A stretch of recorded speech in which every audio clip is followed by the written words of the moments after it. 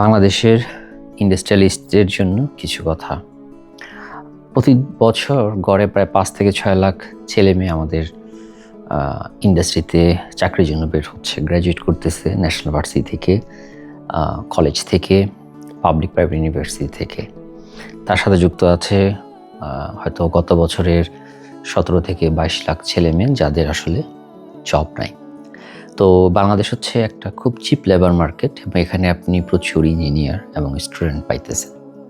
So আগামীর যে ওয়ার্ল্ডটা হবে সেই ওয়ার্ল্ডে আসলে এই চিপ লেবার মার্কেট এবং এই ইঞ্জিনিয়ার এবং গ্র্যাজুয়েট স্টুডেন্টদের একটা সংকট তৈরি হবে। তো আমাদের যেই ইন্ডাস্ট্রিগুলো আছে সেগুলোতে আপনাদের উচিত একটা বড় একটা amount R&D sector, research and ডেভেলপমেন্টে ইনভেস্ট করা। কি করে আপনারা আপনাদের এই বিজনেসটাকে গ্লোবাল ওয়ার্ল্ড ডোমিনেটে নিয়ে যেতে পারেন, যেমন টেসলার kind of Mukesh Ambani type business. So এটার জন্য আপনাদেরকে definitely idea generation, resource allocation, budget justification এবং প্রপার প্ল্যানিং, দেশের নিজস্ব ম্যাটেরিয়াল, দেশের নিজস্ব মেধা ইউজ করে একটা শক্ত ফাউন্ডেশন তৈরি করতে হবে। না হলে আজীবন আপনাদেরকে বাইরে থেকে প্রোডাক্ট কিনে নিতে হবে, আজীবন আপনাদেরকে বাইরের টেকনোলজি এবং মেধা ইউজ করতে হবে।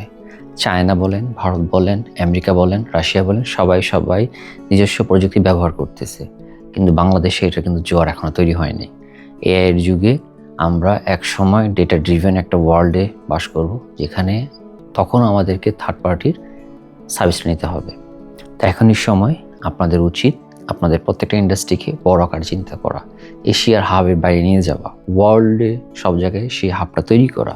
আমাদের মেধাকে ইউজ করেন, ইউনিভার্সিটি কলেজগুলোতে আপনাদের রিক্রুট প্রসেস চালু করেন, তাদেরকে 10,000, 15,000, 20,000 টাকা করে সামার ইন্টার্নশিপ প্রদান করেন, তাদেরকে ছোটো ছোটো প্রজেক্ট দেন, তাদেরকে ছোটো ছোটো টাস্ক দেন, তারা সেই প্রবলেম সলভ করুক, সেগুলো সাবমিট করুক, আপনাদের পক্ষে তার কনফারেন্স অ্যাটেন্ড করুক।